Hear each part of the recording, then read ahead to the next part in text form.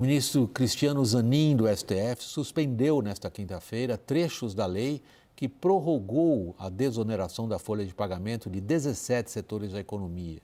A decisão vai ser levada agora ao plenário da Corte. A repórter Luciana Amaral, ao vivo de Brasília, com os detalhes. Boa noite, Luciana. Boa noite, Márcio não, William. Boa noite, William. Uma honra, obrigado. A todos que nos acompanham aqui no WW. Que antes eu estava no Prime Time, ficou na cabeça, mas vamos lá então. Como você bem disse, William, realmente o ministro Cristiano Zanin atendeu a um pedido da AGU, Advocacia Geral da União, representando o governo do presidente Luiz Inácio Lula da Silva, a AGU, que tinha pedido que a desoneração da folha fosse declarada inconstitucional. O argumento da AGU era de que a decisão do Congresso tinha que ter as considerações orçamentárias, financeiras, o que não teria sido feito. Também argumentaram de que a desoneração desrespeitou regras de sustentabilidade fiscal.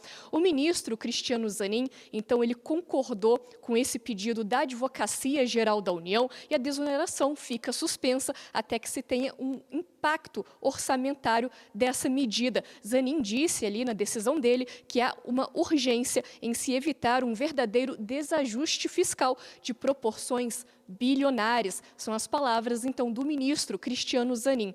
O caso também vai ser analisado no plenário virtual do Supremo Tribunal Federal a partir de meia-noite agora, desta sexta-feira, e o julgamento vai até o dia 6 de maio.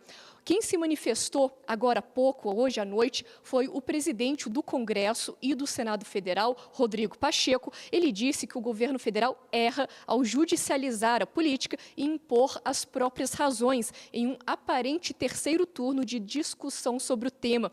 Pacheco disse ainda que ele vai se reunir com a advocacia do Senado Federal e convocar uma reunião extraordinária de líderes para tratar de todo esse assunto, então, para ver como é que eles vão tocar aqui do Congresso essa decisão que ainda deve ser referendada ou não, que vai ser julgada no plenário virtual do STF. Volto contigo no estúdio, William. Obrigado, Luciana. Boa noite para você em Brasília. Felipe, salto a duas grandes instâncias para a gente analisar aí. Uma é o impacto político disso, que já começou, mas aproveitando a sua presença aqui, eu gostaria de começar pelo impacto disso na política fiscal. Salva a política fiscal? Não salva a lavoura, não salva a política fiscal como um todo, mas é importante, porque o governo ele optou por esse caminho da judicialização depois de estressar outros caminhos. Ele apresentou aquela medida provisória 1202 no final do ano passado, aí foi acusado de apresentar uma medida no apagar das luzes, mas isso porque, vamos lembrar, o Congresso derrubou um veto presidencial, fazendo com que uma legislação que fere a Constituição e que fere a lei de responsabilidade fiscal, passasse a vigorar. Porque foi ontem, do ponto de vista histórico, que a gente aprovou a reforma da Previdência constitucional. Tem um dispositivo lá que diz o seguinte: você não pode reinstituir, pode até o prazo que estava previsto, mas reinstituir com qualquer contribuição que não seja sobre a folha. E o que a desoneração faz, esse modelo da desoneração, é prorrogar um modelo de contribuições, por exemplo, sobre o faturamento. Então, é flagrantemente inconstitucional. A meu ver, eu sou economista, mas é óbvio, né? E a outra questão que o ministro Zanin falou bem, da responsabilidade fiscal. Quer dizer, são 20 bilhões de reais, não é brincadeira. Nós estamos falando aí de quase 10% do programa Bolsa Família em termos anualizados. Daniel Rittner, Pacheco já brigou. Pacheco já soltou uma nota dura. Frente Parlamentar do Empreendedorismo, uma das principais do Congresso, também soltou uma nota bastante pesada.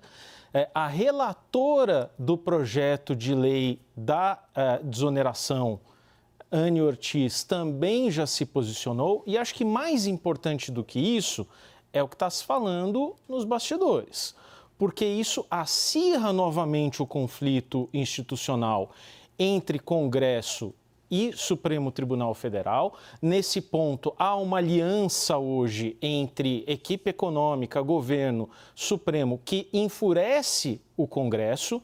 E aí, qual é o efeito disso na prática? O Senado já aprovou uma PEC que coloca limites às decisões individuais monocráticas de ministros do Supremo. Isso está na Câmara, está lá por enquanto, paradinho, Arthur Lira matou no peito. Isso não era o que estava faltando para a PEC se movimentar um pouco na Câmara? Outro ponto, cada vez mais se comenta, é um fato, William. 2026, muito provavelmente, a gente vai eleger um Senado mais bolsonarista do que temos hoje. Talvez até com uma maioria qualificada. Isso não cria clima para um impeachment de ministros do Supremo? Eu sei que pode parecer uma elucubração hoje, mas o que decisões como a de hoje fomentam é uma reação dura, bem fundamentada do Senado e da Câmara e que só agrava essa crise institucional. Tem dois pontos relevantes que você levanta, Daniel. Eu vou pegar o primeiro deles, que é em relação ao desenrolar da crise política. E eu estou falando crise porque, evidentemente, era o que se esperava que acontecesse com esse tipo de decisão do Supremo, atendendo a um pedido do governo. Quer dizer, não dá para dizer que é o Supremo que decidiu. Porém, aproveitando uma referência já do Felipe Salto, a questão fiscal, Caio, o ministro do Supremo vem dizendo há meses que se subisse para a judicialização nessa questão, o ponto de partida jurídico do governo era muito forte, como você estava mencionando.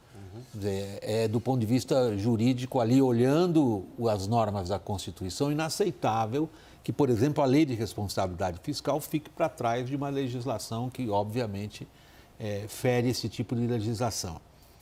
Por que, então, ir para a judicialização neste momento? Bom, porque não havia outro espaço e outra saída para o governo nesse caso. O que acontece? Eu não coloco essa decisão do Zanin e a entrada do Supremo nisso no mesmo rol de outras decisões do Supremo Tribunal Federal favoráveis ao governo, principalmente de âmbito político, flexibilização da lei das estatais. Aliás, quem concedeu virou ministro da Justiça, que é o ministro Ricardo Lewandowski. Essa decisão, ela segue um padrão. Isso aí eu tenho batido bastante em conversas, William. O Supremo Tribunal Federal ele tem um histórico de decisões atendendo, vamos dizer assim, a políticas fiscais independentemente do governo. Agora, não dá para o Congresso Nacional ter uma reação como a do governo, nesse caso. O governo provocou o Supremo e o ministro Zanin, que é o segundo ministro mais recente aí dessa formação do Supremo Tribunal Federal, ele atendeu há uma série de decisões pretéritas do Supremo que sempre citam a lei de responsabilidade fiscal, citam aquela regra básica, porque me chamou muita atenção nessa decisão do Zanin, em diversos trechos ele negrita, ele deixa em negrito as decisões, colocando que nenhuma despesa nova, para toda despesa nova tem que ter uma receita nova. E coloca julgados anteriores referentes. Então o Supremo segue uma linha lógica ali do Judiciário brasileiro e do Supremo Tribunal Federal, de seguir essa regra básica, Se você vai criar uma despesa, você tem que ter uma receita que justifique. De onde você vai Exatamente. E aqui não há. A decisão do ministro Zanin parece, em alguns trechos, uma tese de doutorado de uma faculdade de economia. Ele vem citando uma série de autores, inclusive clássicos de manuais de economia consagrados, dizendo, espera aí, nós estamos diante de uma possibilidade de desarranjo das políticas fiscais que a gente não pode assistir a isso e deixar andar. Qual é a realidade dessa desarranjo de políticas fiscais e que peso a desoneração teria nela? Nós estamos num quadro que, de fato, é bastante preocupante, William, porque a dívida pública brasileira é de 75,5% do PIB. Mas tem país que tem 200%. Só que a nossa taxa de juros real é elevada. Porque é o cachorro correndo atrás do rabo e o rabo atrás do cachorro. É uma coisa endógena, como a gente fala em economia. Então, o juro é alto também pela questão fiscal desarrumada. Quando a gente olha as contas hoje, precisaria ter um superávit de 4% do PIB para equilibrar essa dívida gigantesca em relação ao produto interno bruto ou à receita, para ela ficar estacionada, que é impossível de fazer no curtíssimo prazo. Agora, se essas bombas fiscais vão avançando, 20 bilhões aqui, 5 ali, 10 ali, daqui a pouco você perde o controle. Aí o chamado novo arcabouço fiscal, que foi aprovado no ano passado, é um bebê recém-nascido ainda, nem aprendeu a falar, essa nova regra fiscal, não vai servir para nada. Então eu acho que a decisão está bem fundamentada. Do ponto de vista econômico, o Alberto Alesina, que talvez foi um dos grandes teóricos mais recentes dessa área fiscal, ele mostra com um conjunto de mais de 100 países, num estudo recente, junto com outro economista italiano, Giavazzi, que você precisa ter responsabilidade fiscal para ter crescimento econômico. E parece que essa coisa não entra na cabeça do Congresso Nacional. Agora, Felipe, também do governo, de certo modo, né? Porque você tem uma ilha ali no governo, que é o Ministério da Fazenda, que faz uma aposta de ajuste fiscal pela arrecadação, que não corta gastos, que não demonstra sequer uma ideia de cortar gastos, que toda a ideia de spending review, de qualidade do gasto público, nunca foi colocada em prática, que promete sempre fazer revisão tributária dos gastos tributários, que são de 500 bi, isso nunca aconteceu. Então, eu não colocaria... Também não estou divergindo, por favor. Não, fica à vontade, pode divergir. A essência do debate é não, divergência. Estou falando respeitosamente. Você tem esse ponto, ok, Congresso cria gasto, né, gera gastos e aprova medidas, pautas bomba.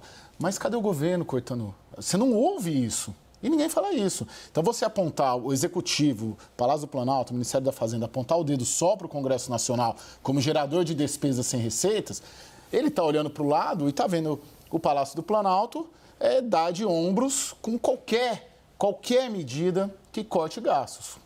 Aliás, você usou uma expressão maldita no Palácio do Planalto, ajuste fiscal. Pois é, eles têm medo, né? Pente fino é outra também que não pode, né? Mas o spending review, que é esse termo bonito em inglês, é o pente fino do orçamento.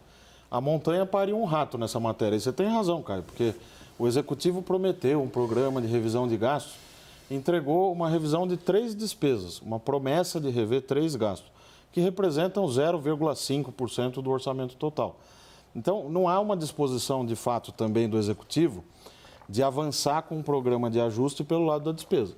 O ministro Haddad, ele percebeu isso logo de cara e falou, bom, deixa eu operar sujeito a essa restrição e vamos rever os gastos tributários, porque aí eu vou ter apoio da esquerda e da ala gastadora do governo. Agora, ele precisa segurar também os gastos novos. Você vê que o projeto de orçamento do ano que vem, de diretrizes orçamentárias, já nasceu com uma meta frouxa, né? Que é 0, mas não é. É, na verdade, um déficit. O governo pode fazer um déficit de até 70 bi, que a meta 0 terá sido cumprida no ano que vem. Mas, Felipe... Por favor, Daniel, prossiga. Só queria fazer uma pergunta, Felipe. Você não tem a impressão, Felipe, de que às vezes a gente está falando num grande pacto de irresponsáveis do ponto de vista fiscal? Porque existe uma pressão, obviamente, sobre o governo de falar, por exemplo, sobre reforma administrativa, de ter coragem de fazer um decreto de contingenciamento orçamentário com o volume que precisa ser, né? De não dar reajustes aos servidores. O governo olha para o Congresso e vê fundo eleitoral com 5 bilhões de reais. Emendas parlamentares que passaram de 5 bilhões estão em 53. Aí o Congresso olha para o outro lado, ali na Praça dos Três Poderes, vê Supremo gastador também, Judiciário gastador. Nossos colegas do Estado de São Paulo outro dia fizeram um levantamento mostrando que nos ministérios públicos estaduais, em 8 estados, 75% dos promotores ganham acima do teto constitucional. Então fica um jogo de empurra. Você não faz, eu também não faço. Eu acho que você tem razão nessa crítica, Daniel, mas o problema é o seguinte, são vários governos dentro do governo, né? Então, você tem o governo Lula do ministro Haddad e tem o governo Lula do ministro Rui Costa, para quem o PAC, por exemplo, é intocável. Como se o PAC fosse um conjunto de obras maravilhosas. Tem coisas boas lá dentro. Só que nós temos que começar a separar o joio do trigo no gasto público. Eu acho que tem que sim haver um pacto, né, por uma responsabilidade fiscal, como houve lá no governo Fernando Henrique, lá atrás, a lei de responsabilidade fiscal, né, William, ela foi um marco. Maio de 2000, vai fazer 24 anos agora. E essa decisão do Zanin está ancorada nisso, no artigo 14. O Zé Roberto Afonso que bolou Felipe, isso. É esse o ponto que eu estou rodando em volta dele. Vamos lá. Quer dizer, o Haddad, o Lula e o Rui Costa, todos sabiam que indo ao Supremo com essa questão eles iam ganhar. Isso tinha sido dito a eles em conversas particulares, e isso tinha sido confirmado a eles por uma série de juristas que olharam a base, que é essa base pela qual o Zanin decidiu, e dizia, vocês estão numa situação jurídica sólida. Se forem ao Supremo, ganharão.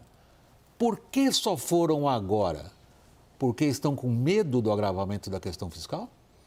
Pois é, acho que isso é um problema, o receio, esse medo de que a situação fiscal se agrave. E aí o presidente Lula, ele fareja essas coisas, né? Eu acho que ele dá sinalizações para um lado e para o outro, mas quando ele percebe 20 bilhões, não são 20 reais, né? Nós estamos falando de uma coisa que pode sim prejudicar o programa de sustentabilidade do governo, ainda que não seja um governo fiscalista, né? Para usar o termo aí Não, é outra palavra maldita. É outra palavra usada maldita. como xingamento, inclusive. Pois é. Se um desses integrantes chamar você de fiscalista, ele está querendo te ofender. Sim. Então, William, eu acho que, na verdade, o governo está percebendo o seguinte: tentamos todas as vias de negociação com o Congresso, de convencimento, mandamos uma medida provisória, cedemos na questão do PERSE, né, que é aquele programa do setor de eventos, não adiantou. O Congresso quer tudo, ele quer reduzir a alíquota dos municípios, porque os municípios usam a Previdência Social, que nem todos têm tamanho para ter regime próprio.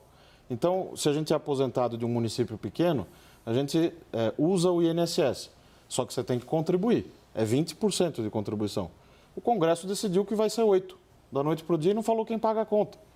Então, chegou num limite que eu acho que o governo falou, bom, a única coisa que nos resta é judicializar. O Daniel está me pedindo a palavra. William, essa história da desoneração e reoneração da folha de pagamento, eu tentei acompanhar bastante de perto desde a virada do ano, e naquele momento ali, no finalzinho de 2023, o que eu percebi é que você tinha uma ala do governo, liderada por Fernando Haddad, que gostaria de contestar no Supremo imediatamente, e havia uma outra ala liderada pelo ministro Jorge Messias, da Advocacia Geral da União, que dizia, olha, argumentos nós temos, nós estamos respaldados pela Lei de Responsabilidade Fiscal, mas alto lá, se a gente fizer isso, é convidar o Congresso para escalar nessa briga. E aí prevaleceu o argumento de quem queria colocar panos quentes. Agora, o governo ingressou com ação no Supremo. Eu fui muito atrás de uma resposta para a seguinte pergunta. Mudou a opinião dessa ala que era resistente ou mudou o quadro, mudou o panorama fiscal? E a resposta que eu obtive é que mudou o quadro. Quer dizer, você tem hoje uma crítica muito forte à sustentabilidade do arcabouço, dúvidas que não eram colocadas até 6 meses atrás, e uma sensação de que, bom, agora, abril de 2024, agora vale a pena comprar a briga. Caio, você tem sido, nas nossas conversas, aquele que sempre chama a atenção nossa e da nossa audiência para a capacidade que têm os setores organizados da economia de obterem no Congresso, no mínimo, um ouvido atento ao que eles representam. Aliás, em nome da transparência, nós somos beneficiados, como setor de comunicação, entre os 17 setores que, até aqui, achavam que a desoneração prosseguiria. O que fez o governo topar em enfrentamento desse? William, a gente está avaliando bastante, o Felipe, o Daniel, você também, a gente está colocando a questão do problema fiscal, né? Do agravamento do problema fiscal como sendo um motor para o governo... Para topar o alto custo político. Para tomar o custo político. Agora, vamos falar do custo político. O que vem pela frente? A gente está quase em maio, quase na metade do ano, 1/3 de governo Lula, mas você tem 2 casas no Congresso, né? Você tem o Rodrigo Pacheco em uma e o Arthur Lira na outra. 2 presidentes de casas que estão terminando o seu mandato, com uma diferença entre ambos. O Rodrigo Pacheco, ele está em uma negociação com Minas Gerais, que depende ali do governo, é o mesmo grupo político, participaram da mesma eleição. O Alexandre Silveira, que é o indicado dele para o Ministério de Minas e Energia, integrou a chapa, subiram no mesmo palanque que o Lula e tem ali uma composição política para 2026, Lula, Rodrigo Pacheco, possivelmente ali em Minas Gerais. Ou seja, o Pacheco também depende do Lula, né? De certa maneira. Deixa eu ver se eu entendi. Ele está achando que o risco político é baixo. O risco político... Porque os 2 presidentes das casas legislativas já estão sendo servidos com café frio. Exatamente. Esse é um dado. E estou colocando 2026 nisso. O Arthur Lira também está terminando o mandato. Em 2026, ele tem uma situação distinta da do Rodrigo Pacheco em Alagoas, porque ele é adversário do grupo do Renan Calheiros, enfim.